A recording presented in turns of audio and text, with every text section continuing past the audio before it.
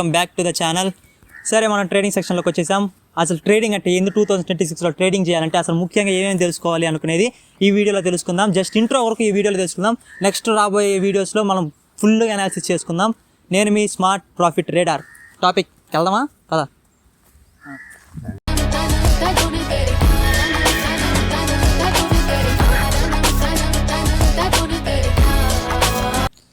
అసలు 2026లో కొత్తగా వచ్చిన ఇన్వెస్టర్స్కి ట్రేడింగ్ చేయాలంటే ఏమేమి నేర్చుకోవాలి, అసలు ఏమేమి తెలుసుండాలి అనే దాని గురించి ఈ వీడియోలో మనం మాట్లాడుకోబోతున్నాం. ఫస్ట్, ట్రేడింగ్ అనేది అంటే ఒక్కొక్క మనిషికి ఒక్కోలాగా ఉంటుంది. నా మైండ్ సెట్కి, నాకు కుదిరే టైంకి నాకు ఒక టైప్ ఆఫ్ ట్రేడింగ్, మీకు ఒక టైప్ ఆఫ్ ట్రేడింగ్ ఉంటుంది. అలాగా మనం 3 టైప్స్ ఆఫ్ ట్రేడింగ్ గురించి ఫస్ట్ మాట్లాడుకుందాం. Intraday trading. ఇంట్రాడే ట్రేడింగ్ అంటే ఏంటంటే ఒక రోజులో బై ఆర్ సెల్ చేసుకోవడం ఒక స్టాక్ని. అదే పక్క రోజుకి అయితే క్లోజ్ అయిపోతుంది. స్టాక్ మీరు మధ్యాహ్నం కొన్నారు, సాయంత్రం మార్కెట్ క్లోజ్ అయ్యేటానికి కానీ మీరు దాన్ని అమ్మలేకపోతే కరెక్ట్గా మార్కెట్ క్లోజ్ అయ్యేటానికి అది ప్రాఫిట్లో ఉంటే ప్రాఫిట్, లేదా లాస్లో ఉంటే లాస్ట్ అయ్యానికి అమ్మబడుతుంది. అలాగే ఇంకోటి చూసుకున్నాం అయితే స్వింగ్ ట్రేడింగ్. స్వింగ్ ట్రేడింగ్ అనేది మనకు కొన్ని డేస్ వరకు ఉండగలుగుతుంది. అలాగా అంటే తెలిసిందే కదా, ఈరోజు కొన్నాము రేపు అమ్ముకోవచ్చు, ఎల్లుండి అమ్ముకోవచ్చు అలాగా. ఆ తర్వాత ఇంకోటి ఏముందంటే main option trading. Option trading risky but profitable. కానీ వద్దు, ఆప్షనల్ ట్రేడింగ్ పోకండి. అర్థం కాకపోతే మాత్రం ఆప్షనల్ ట్రేడింగ్ గురించి మనకు చాలా రిస్క్. ఆప్షనల్ ట్రేడింగ్లో మనం స్టాక్స్ కాదు కొనాల్సింది. స్టాక్స్ కొనము, ఒక అగ్రిమెంట్ లాగా కొంటాం దాన్ని. అగ్రిమెంట్స్ కానీ బాండ్స్ కానీ ఇలాంటి టైప్లో కొంటాం. అలాగే అంటే ఈ 3 టైప్స్ గురించి మాట్లాడుకున్నాం ఇప్పుడు. నెక్స్ట్, అసలు ట్రేడింగ్లో రావాలంటే ఏమేమి కావాలి? Technical analysis main. ఒక న్యూస్ చూసి ఆ టెక్నికల్ అనాలిసిస్ గురించి మనం ఆలోచించడం టెక్నికల్ అనాలిసిస్. ఈ టెక్నికల్ అనాలిసిస్ గురించి మనం వేరే సెపరేట్ సెక్షన్స్ తీసుకుందాం. అలాగే మనం నెక్స్ట్ ఏం కావాలంటే chart pattern. Main chart pattern. చాలా చార్ట్ ప్యాటర్న్స్ ఉన్నాయి. బాగా చూసారుగా, వస్తానే ఉంటాయి ఇలాగా. ఇవన్నీ ఒక వీడియోలో మనం మాట్లాడుకోలేం కాబట్టి వీటికంటే సపరేట్ వీడియోస్ చేద్దాం. అలాగే క్యాండిల్ స్టిక్స్. అసలు క్యాండిల్ స్టిక్స్ ఎందుకు ఫామ్ అవుతాయి, అసలు ఎలా ఫామ్ అవుతాయి, అసలు క్యాండిల్ స్టిక్ గ్రీన్లో ఉంటే బై చేయాలి, రెడ్లోకి వస్తే సెల్ చేయాలి అనుకోవడం, గ్రీన్ వస్తే స్ట్రాంగ్ క్యాండిల్, రెడ్ వస్తే వీక్ క్యాండిల్, అంటే బుల్ బేర్ అంటాం కదా. అసలు మీకు డౌట్, బుల్కి బేరు అనే దాన్ని, బుల్లు బేర్కి ఎందుకు కంపేర్ చేస్తాం తెలుసా? బుల్ అనే అటాక్, బేర్ అనే అటాక్ చూసుకున్నాం.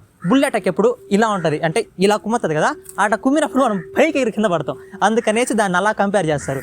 బుల్ అంటే పైకి లేస్తుంది, బేర్ ఇలా కొడుతుంది. ఇలా కొడుతుందంటే మార్కెట్ కింద పడుతుందని అర్థం.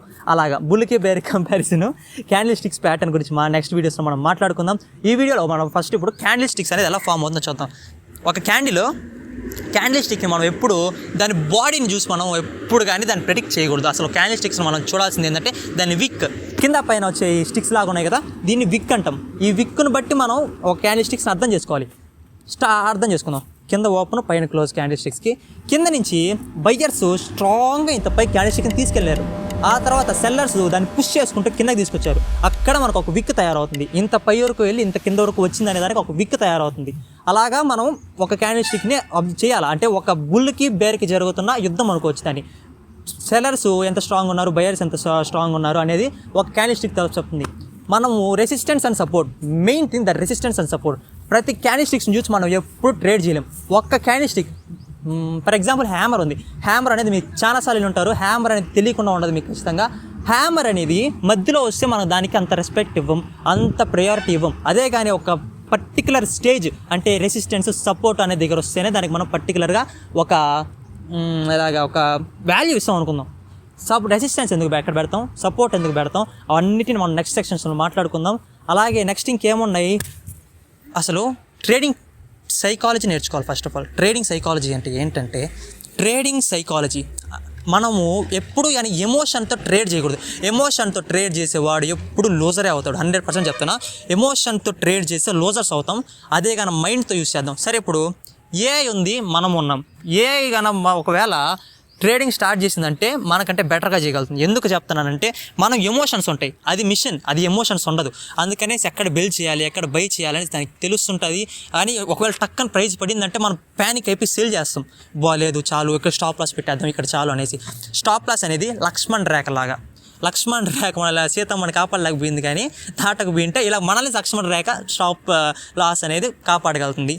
అలాగా నెక్స్ట్ మాట్లాడుకున్నట్టయితే, ట్రేడింగ్లోకి మనం దిగాలంటే అందరూ ₹1,00,000 ఉంటే ట్రేడింగ్ చేద్దాం, 2 లక్షలు వస్తే ట్రేడింగ్ చేద్దాం అనుకుంటారు.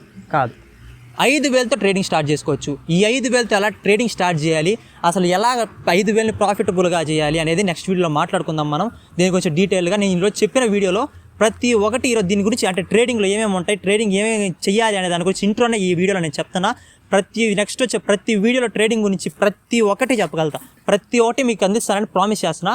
ఆ తర్వాత మెయిన్ ఏంటంటే పేపర్ ట్రేడింగ్ అంటే మనము సరే క్రికెట్ ఆడతాం అనుకుందాము, డైరెక్ట్గా మనం వెళ్ళేసి బాల్ ఇలాగా ఫస్ట్ ఇలా చెప్తాం.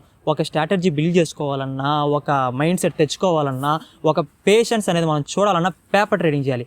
పేపర్ ట్రేడింగ్ అంటే ఏం లేదు, జస్ట్ ఫేక్ మనీ పెట్టి ఒక వెబ్సైట్లో ఫేక్ మనీ ఇస్తారు, ఆ నంబర్స్ పెట్టి మనం ట్రేడ్ చేయడం. అప్పుడు ఓకే ఇక్కడ ఇలా చేయాలి, ఇక్కడ ఈ మిస్టేక్ తప్పు, ఇది చేయకూడదు అనే దాన్ని బట్టి మనం పేపర్ ట్రేడింగ్ చేస్తాం. చెప్పాగా 5,000 లో క్యాపిటల్తో వస్తే ప్రాఫిట్ చూద్దాం, లేదంటే నేర్చుకుందాం. 5,000 పోతే పోయేదేం లేదు. ఒక మంచి మైండ్ సెట్ని క్రియేట్ చేసుకోగలుగుతాం, అంతేగాని లక్షలు వేలు దీంట్లో లక్షలు 50,000 40,000 పెట్టుకుంటే మనం లాసే చూస్తాం ఒకవేళ. ఎందుకంటే మనకు ఫస్ట్ టైం మనీ పోతుంది కాబట్టి మనకు చాలా డిప్రెస్డ్గా ఫీల్ అయిపోయి కొనేయడం అనుకుంటాం. నాకు ఒక డౌటు, ఇప్పుడు 100 రూపాయలు నువ్వు ట్రేడ్ చేస్తున్నావు, అది 50 రూపాయలకు పడింది, నువ్వు మళ్ళీ నువ్వు పోగొట్టుకున్న 50ని తెచ్చుకోవడానికి మళ్ళీ ఇంకొక 50 వేస్తావా? అంటే అది ఎలా ఉంటుంది అంటే దేవరా సినిమాలో ఆ రింగ్ పడిపోతే వాడు సముద్రంలోకి దూకినట్టు ఉంటుంది. అసలు మీకు మళ్ళా 100 రావాలంటే ఈ 50% పెరగాల, అప్పుడు నీకు 100 వస్తుంది. అలా కాకుండా మనం పోయిన దాని గురించి కాకుండా రావాల్సిన దాని గురించి, నెక్స్ట్ జరిగే దాని గురించి ఆలోచించాలి. ఒకటి పోయిందంటే దాని నుంచి మనం నేర్చుకోవాలి, కానీ మళ్ళీ దాన్ని తెప్పించుకోవడానికి ట్రై చేయకూడదు.